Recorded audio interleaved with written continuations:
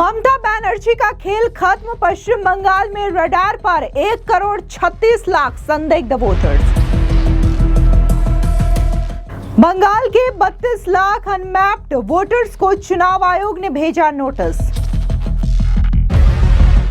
बांग्लादेश सीमा से सटे बंगाल के 3 जिले, जहां मिले 10 लाख संदिग्ध वोटर्स। मुसलमानों के आगे गिड़गिड़ाई ममता बनर्जी।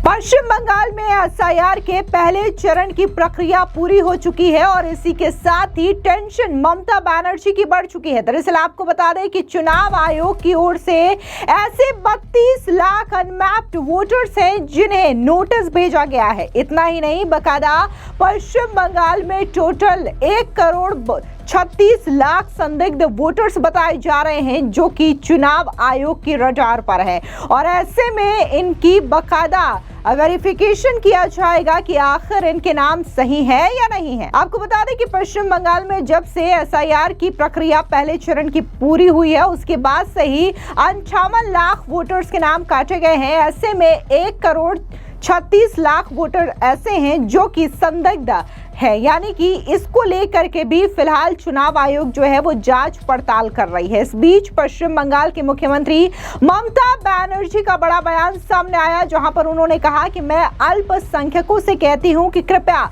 एकजुट हो जाएं, ये फैसला आप पर है। बीजेपी अपने पैसे की ताकत से आपको बांटने की कोशिश कर रही है। बीजेपी बंगाल में मुसलमानों के बीच फूट डालने की कोशिश कर रही है। हम बंगाल के बाद बीजेपी से दिल्ली भी छीन लेंगे। तो वहीं जिस तरीके से ममता बनर्जी ये बड़ा बयान दे रही है, तो चुनाव आयोग भी लगातार एसआईआर के पहले चरण की प्रक्रिया पूरी होने के बाद से ही अपने कमर कसा हुआ है और संदिग्ध वोटर्स का वेरिफिकेशन किया जा रहा है। बता दें कि भारत बांग्लादेश सीमा से सटे पश्चिम बंगाल के 3 जिलों मुर्शिदाबाद, दक्षिण 24 परगना और उत्तर 24 परगना में सबसे ज्यादा संदिग्ध वोटर्स पाए गए हैं। स्पेशल इंटेंसिव रिवीजन यानी कि एसआईआर के दौरान वंश मैपिंग में उनकी फैमिली ट्री डेटा में अजीब बात सामने आई है, जिसके बाद उनके संदिग्ध होने का पता चला है।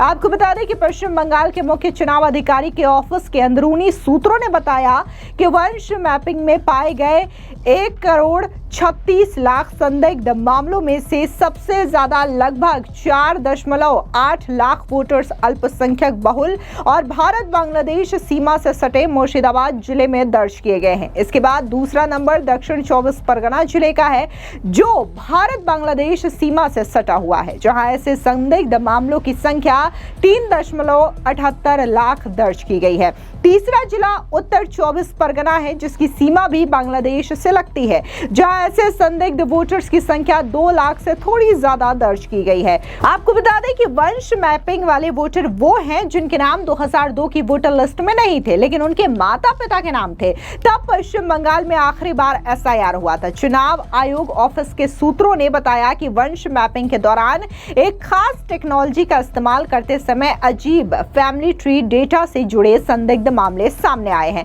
आपको बता दें कि ऐसे संदिग्ध वोटर्स की एक कैटेगरी वो है जिनके नाम 2002 की लिस्ट में नहीं थे, जबकि उस समय उनकी उम्र 18 साल से ज्यादा थी। ऐसे संदिग्ध मामलों की दूसरी कैटेगरी में वो वोटर शामिल हैं जो 15 साल या उससे कम उम्र में पिता बन गए हैं। इसके बाद 40 साल या उससे कम उम्र में वे दादा बन गए। दिलचस्प बात यह है कि इन वोटर्स के माता पिता के नाम भी एक जैसे हैं। सभी संदिग्ध मामलों को 27 दिसंबर से शुरू होने वाली ड्राफ्ट वोटर लिस्ट पर दावों और आपत्तियों की सुनवाई के दौरान बुलाया जाएगा। इसके अलावा आपको बता दें कि पश्चिम बंगाल की राजनीति में एक बड़ी हलचल मची हुई है। राज्य के तकरीबन 31,68,000 अनमैप्ड वोटर्स के लिए 27 दिसंबर से स्पेशल एसआईआर के तहत पहले चरण की सुनवाई शुरू होने जा रही है। अगर आपका नाम 2002 की वोटर लिस्ट में परिवार के साथ लिंक नहीं था तो यह खबर भी आपके लिए जरूरी हो सकती है। आपको बता दें कि चुनाव आयोग ने इस प्रक्रिया को लेकर के कमर कस ली है। मुख्य चुनाव अधिकारी कार्यालय के मुताबिक करीब 10 लाख वोटर्स को नोटिस भेजे जा चुके हैं, जबकि बाकी 22 लाख लोगों को मंगलवार से नोटिस जारी किए जाएंगे। यह मैपिंग प्रक्रिया आपके जिले के डीएम ऑफिस, एसडीओ ऑफिस, स्कूलों और कॉलेजों में आयोजित की जाएगी। जनगणना के दौरान राज्य भर में कुल 31,68,424 ऐसे वोटर्स की पहचान की गई जिनके नाम मतदाता सूची में दर्ज नहीं है। ये सुनवाई उन वोटर्स के लिए है जिनके नाम 2002 की वोटर लिस्ट में अपने माता पिता या परिवार के सदस्यों के साथ लिंक नहीं हो पाए थे। चुनाव आयोग ये सुनिश्चित करना चाहता है कि फाइनल वोटर लिस्ट पूरी तरीके से पारदर्शी और त्रुटिहीन हो सके। आपको बता दें कि हर केस की सुनवाई एक माइक्रो ऑब्जर्वर की देखरेख में की जाएगी। जानकारी के मुताबिक इस काम के लिए कुल 4000 माइक्रो ऑब्जर्वर्स को 24 दिसंबर से कोलकाता में ट्रेनिंग दी जाएगी, जिसका काम 2 चरणों में पूरा होगा। चुनाव आयोग ने स्पष्ट किया है कि माइक्रो ऑब्जर्वर्स राज्य के अधिकारी हैं। अब जिस तरीके से ये पूरा का पूरा मामला सामने आया है और चुनाव आयोग की ओर से बाकायदा वेरिफिकेशन किया जाएगा माइक्रो ऑब्जर्वर्स के जरिए, तो इसने ममता बनर्जी की टेंशन बढ़ा दी है। और जिस तरीके से एसआईआर का पहला चरण पश्चिम बंगाल में हुआ है और 58 लाख वोटर्स के नाम काटे गए हैं, इसको लेकर के टीएमसी और बीजेपी आमने सामने हैं। दोनों ही पार्टी की ओर से बयानबाजी का सिलसिला देखने को मिल रहा है। क्या कुछ इन नेताओं की ओर से कहा गया है, सुनिए। 58 लाख वोटर का नाम एसआईआर से कट गया है अब एसआईआर के बाद पश्चिम बंगाल में। आप जानते हैं, मेरा एक काउंसिलर है डानकुनी म्यूनिसिपैलिटी का, उसको भी डेट बोल के डिक्लेयर कर दिया। हम लोग उनको शोक सभा करने के लिए संडे में अरेंजमेंट किया है। सूर्य बोल के एक तो डानकुनी में काउंसिलर है, उनको डेट बोल दिया। सब फालतू कुछ बनाया है वो हम देखेंगे। ऐसा बहुत है, कुछ तो डेथ होगा ही, वो तो ठीक है, वो उसमें कोई असुविधा नहीं है। लेकिन जेन्युइन आदमी को जब डेथ डिक्लेयर कर देगा वो तो गलत बात है ना। काउंसिलर है उसको डेथ, यही तो है हमारा हम लोग का election commission. He is making the entire thing into A mockery. Election commission is making the entire thing into mockery. अच्छा, यू टेल मी, कल तो बहुत लिस्ट निकल गया ना, एक घुसपैठिया मिला। ये लोग जो बोल रहे थे 1 कोटी रोहिंग्या है, तो एक आदमी मिला घुसपैठिया बंगाल में। ये बीजेपी लोग सब फालतू आदमी है, बकवास करते हैं, हवा गर्म करता है चुनाव में जीतने के लिए, लेकिन फैक्ट इज वेरी बैड। एक घुसपैठिया मिला, चीफ इलेक्शन कमिश्नर निकला सका। बिहार में एक घुसपैठिया मिला। All the jokers are sitting in the Election Commission. लेकिन राज्यपाल कह रहे हैं कि खुद बॉर्डर पार करके बांग्लादेश जा रहे हैं, अवैध Bangladesh. He is absolutely lawyer.